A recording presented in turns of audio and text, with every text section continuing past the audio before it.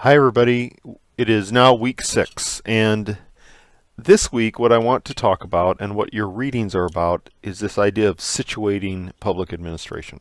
Well, what do I mean by that? What I mean by that is placing public administration in historical context, in the context of our thinking about government and about administration in the United States. So far, during the course, we've talked a little bit about our constitutional foundings. We've talked about what Wilson and Goodnow and others had to say about public administration and where it fit in. And then we talked about the legitimacy of public administration, explored some readings on legitimacy in the context of the Constitution. So this week what we want to do is kind of put public administration in some kind of historical context so we understand where we are and where we're going. So let's move right into that. Okay, so just a couple reminders. This is week 6. There is no discussion this week. However, there is a journal due. So please look at that journal page. And I made a comment on a lot of your last journals. Go ahead and directly compose your journal in the dialog box there. There is no need to attach a document. You can certainly compose the document in Word and paste it over, but there is a save draft function in the journal. It's just easier for me to read the journal right in the dialog box. And the one thing I want you to do for this journal is keep this week's readings in mind, as well as the previous couple of weeks, as you think about the question that I'm going to pose to you in that journal. Well, I gave you several readings this week, and I want to go through the purposes of the readings for this week, because I'm not going to really concentrate fully on all of them in this lecture. I'm really only going to focus on one aspect of a couple of the readings.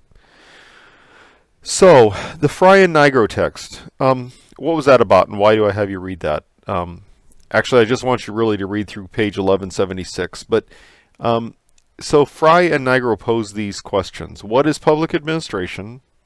Who is the administrator? What is politics? Should politics be out of administration, or should administration be out of politics? And where is the responsibility for administration located? So let me just touch on about 3 of those, and we can kind of decipher the other 2.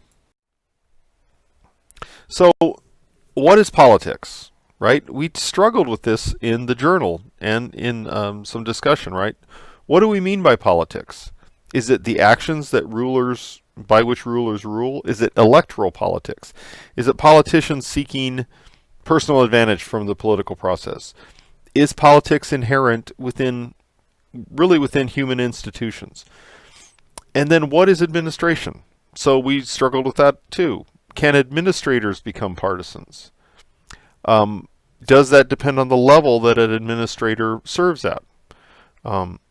Is the regulation and rulemaking process, such as the rules that the EPA produces, is that inherently political? And where is an administration situated? Is it strictly in the executive?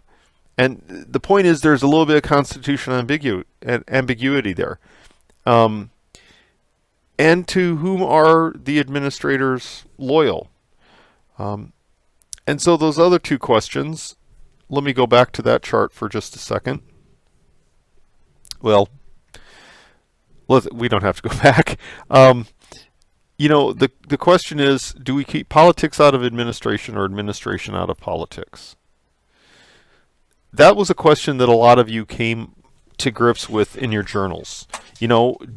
Should administration be this strictly neutral process? Is it possible to do that? And do we keep administration out of politics? That is, should politicians or elected officials seek to become administrators?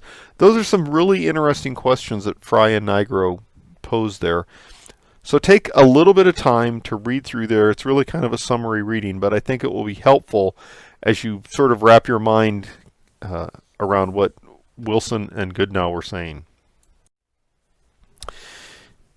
So I assigned you a couple other readings. There's the Stillman reading of 2010, which talks about eras of public administration. I'm only going to talk about that on this slide right here. And the reason why is because this is going to become clearer to you as the weeks go by. This reading I assigned to you as an intro for readings that we're going to consider within the next few weeks. So Stillman lays out the thinking in public administration into about 4 different eras. And they don't really mean much to you right now. This idea of positive orthodoxy, social science heterodoxy, the reassertion of democratic idealism, and the refounding movement, which is followed by what I call the era of governance, which Stillman doesn't really talk about. But the point is that you can take public administration thinking and sort of put it in historical eras in retrospect. Take that reading, read it as an intro to what we're going to be talking about in the next few weeks. It's really going to be helpful to you as we start to consider the readings coming up. And so the readings that I really am going to focus on are this Stillman article from 1996, which I gave you, and a Kettle article from 2015, which I gave you. Because I want to talk about the traditions, the so-called traditions of American governance and administration, which are called the Hamiltonian Tradition, the Jeffersonian Tradition, the Madisonian Tradition, and then, to some extent, the Kettle article talks about the Wilsonian Tradition. So let me spend the rest of this lecture talking about those ideas. Okay, so we have decided that we have these 3 or 4 traditions of American governance. This is not that Jefferson and Hamilton and Madison actually sat down and said, this is my tradition of American governance. This is really based on the body of their work. And by that I mean their written work and what they did as leaders. And the Wilsonian tradition is really based on what he wrote primarily in the 1887 article, but in some other articles as well.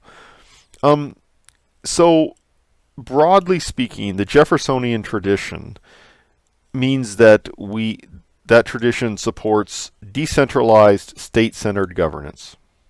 The Hamiltonian tradition relates to of a more centralized but not completely unitary government, but with a stronger executive. The Madisonian tradition really is the idea that we're setting off interest against interest. And you remember from Federalist Paper number 51, ambition must be made to counteract ambition.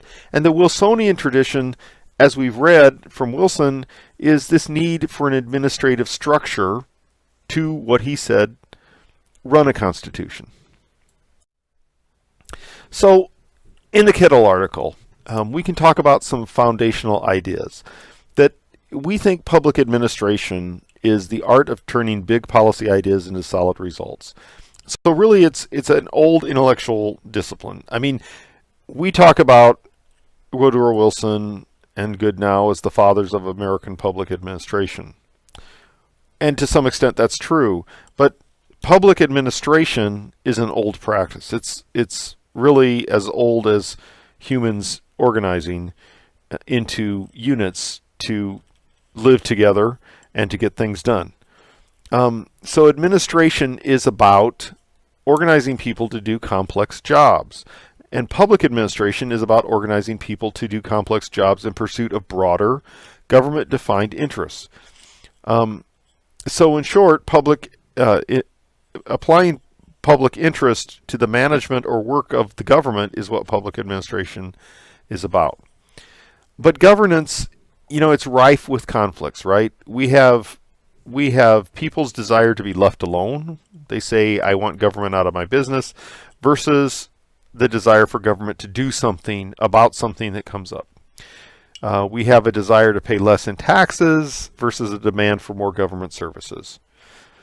We have a desire to run government like a business versus our desire for representation in government. We have a desire for privacy versus a desire for government to spy on terrorists and criminals, for example. So we have conflicting views about what government should be doing. And these traditions are in conflict with each other as well. But the important point to keep in mind is there was not one single era where we were living out in our government the Hamiltonian tradition. There was not one single era where the Jeffersonian tradition held sway. There was not one single era where the Madisonian tradition held sway. The point is that all three of them are within our culture and our thinking, and to some extent, we really apply all of these traditions. So what is the Hamiltonian tradition? Well, Hamilton himself was a leading voice for a stronger constitution to replace the Articles of Confederation. So Hamilton did believe, if you read the articles that he wrote, it's clear that he proposed a somewhat strong executive as compared to the legislative. So how did we need to make the national government stronger to be more effective? And how can we make an executive powerful enough for the government to be strong? While preventing this concentration of power that the founders were very concerned about. So Hamilton proposed in Federalist 70 that we should balance independence, power, and responsibility. He wanted to see energy in the executive, and for a skilled person to be the chief executive, that is the president. He wanted to see unity in the executive to run government policies, run executive branches. And he wanted the executive to be accountable, mostly to the legislative branch. So he focused early in his career in government, really, in creating this strong government. He argued strongly for a first bank of the United States, really a predecessor of what we call the Federal Reserve today. He had a lot of opposition to that. And in fact, the idea that the United States should have a central bank was a controversial idea for many decades in the United States. It went back and forth for 100 years or more, whether we should have a central bank in the United States. So the legacy of the Hamiltonian tradition over 200 years really is that, in fact, the power of the executive has grown. And what Hamilton advocated early on, even writing some of the Federalist Papers, was that the government had a responsibility to promote the United States and to promote U.S. businesses. That's also grown in over the past 240 years. So the Hamiltonian tradition is very much among us. Well, this is from the Stillman 1996 text, and so let me decipher this a little bit for you, because it's an interesting diagram, and there's one of these each for the Jeffersonian tradition and the Madisonian tradition. Well, this is how Hamiltonian thinking in Stillman's mind affects the bureaucracy, affects administration.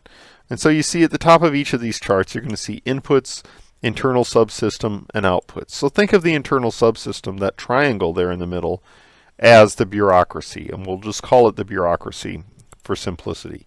And so it's shaped like a triangle. But what are the inputs to the bureaucracy? Well, the inputs are that they're adequate to meet required tasks and demands. So that's saying that in the Hamiltonian tradition, the government structure, the bureaucracy or the administration, will receive the inputs it needs in order to function.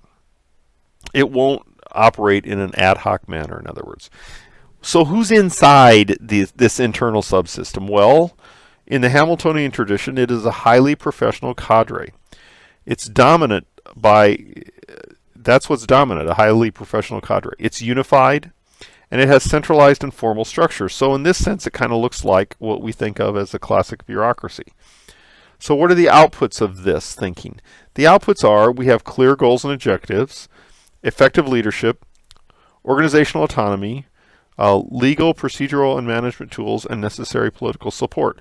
So what we're talking about here is a highly organized kind of government structure to get the jobs of government done.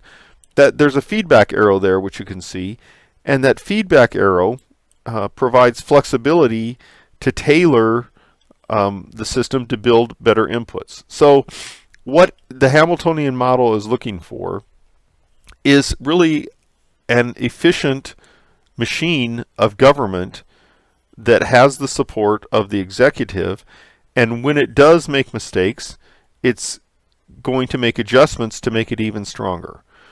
So what's the environment? And that's right there at the bottom.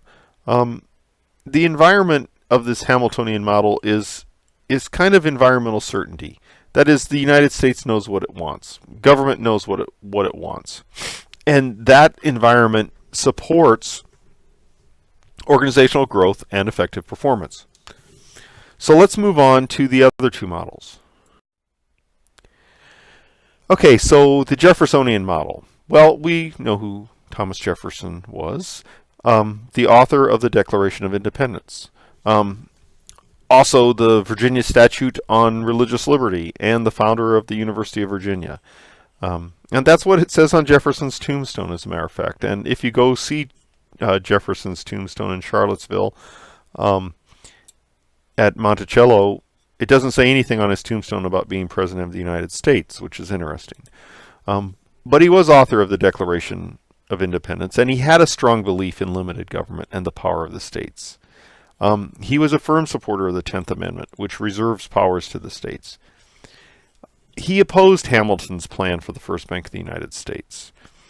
And he opposed the federal government plan to pay off state Revolutionary War debts. And actually, Hamilton won that debate. Jefferson himself had almost this mythical belief in the power of an agrarian republic. But what's interesting is one of the acts that President Jefferson is most remembered for is the Louisiana Purchase, where he basically doubled the size of the continental United States at the time by purchasing Louisiana from the French, really without any consultation with Congress.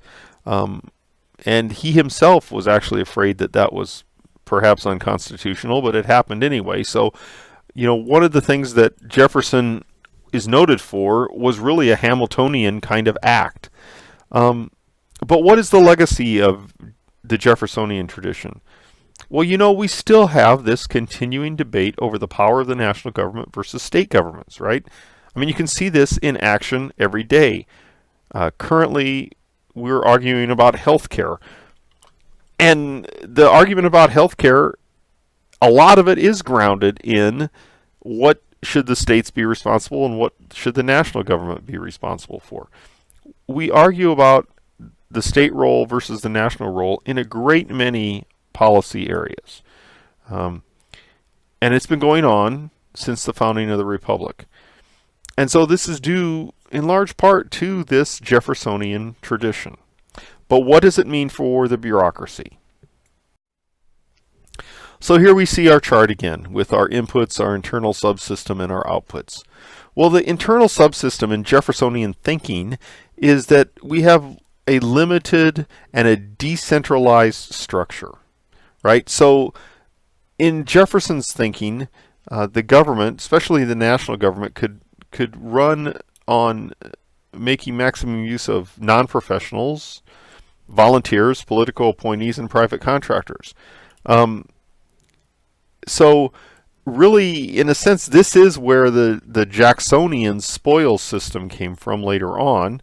And Jackson himself sort of carried it to an extreme. But the point is that, Jefferson said, look, government is run by citizen involvement and citizen volunteerism.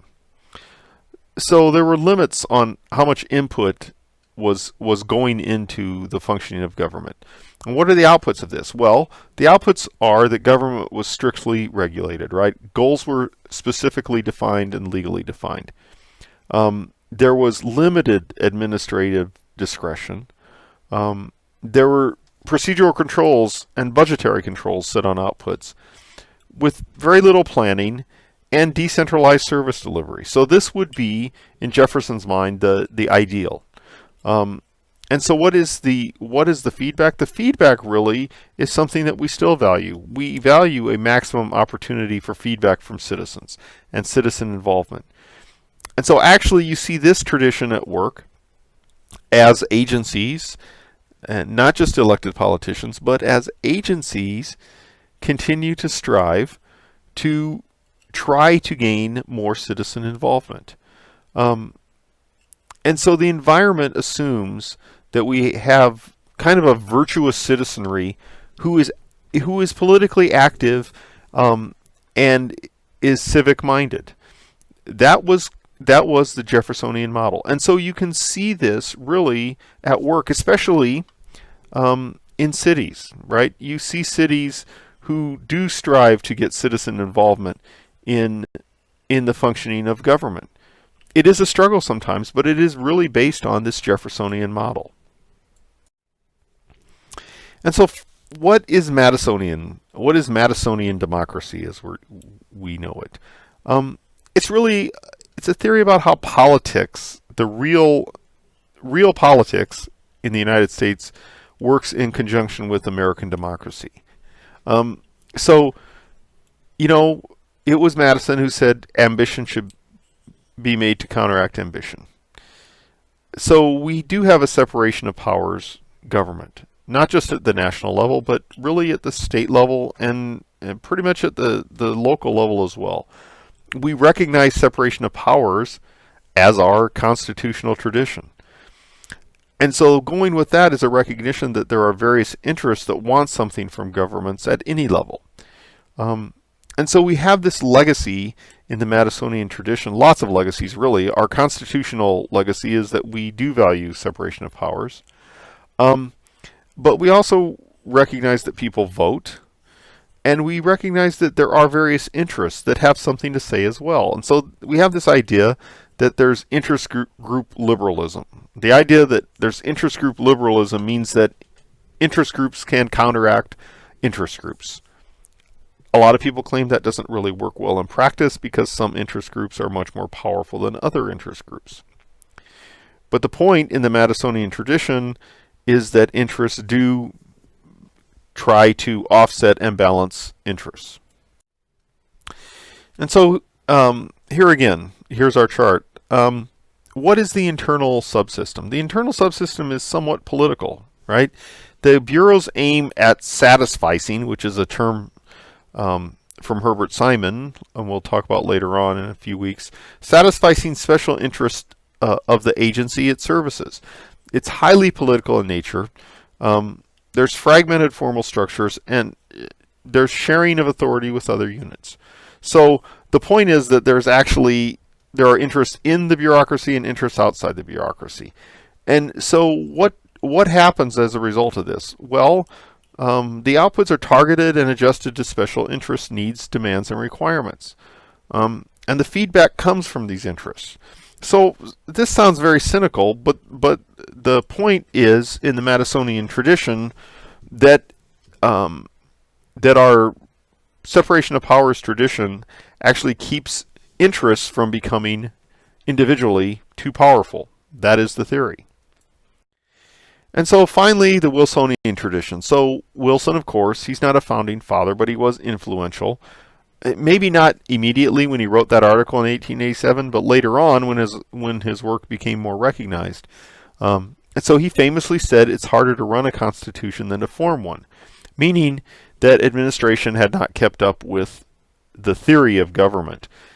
And we know he said politics should be separated from professional administration, and that professional administration denotes this idea that there is skill, that there is education, that there is discretion for administrators. So what's the legacy of the Wilsonian tradition? Well, again, we are living the legacy of the Wilsonian tradition, and that's this view that we can successfully separate politics, whatever we mean by that term, from administration. So we know that people often, and sometimes they don't though, make a distinction between elected officials and appointed officials. I mean, often elected officials even, and people running for office, refer to bureaucrats in a pejorative sense, right? They talk about unelected bureaucrats in Washington or Lincoln or somewhere making decisions for the people. How can they do that when they're not even elected? But we get this from the Wilsonian tradition. And so this is, I think you've seen this before, but this is my idea of what Wilson meant by, how government should work. And on the left-hand side, you have legitimacy, and on the right-hand side, you have accountability. And so in Wilson's mind, the people are sovereign by natural law, and then they form constitutions. These constitutions legitimize the formation of government through elections, and then elected officials, legitimized by that constitution, make policy. Administrators carry out the policy in a neutral manner, and then administrators are organized in some rational manner, and according to Wilson, the best model to use is the model of business, where rational decision-making is thought to be the rule. So, legitimacy does flow down to the administrators, from the natural law, really, but from the Constitution. So, public administrators do have legitimacy, and then accountability flows back up to the people. And so everyone in that chain is accountable to the people, not just the administrators, but also the elected officials as well. And so this chart is from the Stillman 1996 reading. Okay, there's a lot of information packed into this chart here, but let me just talk about it a little bit. What's important to keep in mind here is we talk about these traditions of governance.